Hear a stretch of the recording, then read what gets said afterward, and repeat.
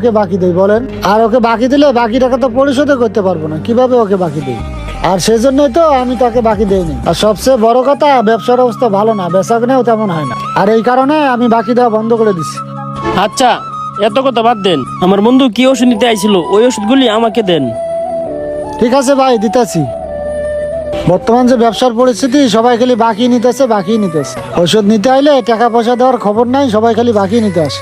এইভাবে বাকি দিতে থাকলে কয়দিন পর দোকান বেচে পলার লাগবে। ওষুধগুলো ওরে দিয়ে দেয়, ওষুধগুলো নিয়ে চলে যাক। যাক, টাকা না দিলে না দেখ, ওরাই ভালো থাক। ওষুধ খেয়ে ওরা সুস্থ হোক।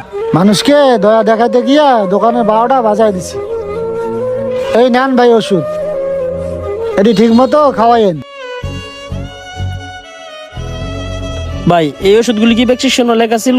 আর আপনি কি ভালোভাবে ওষুধগুলি দেখে দিয়েছেন? হ্যাঁ ভাই, এই ওষুধগুলো প্রেসক্রিপশনে লেখা ছিল, আমি ভালো করে দেখছি। ঠিক আছে ভাই, এই ওষুধের টাকা পরে আমি এসে দিয়ে যাবো।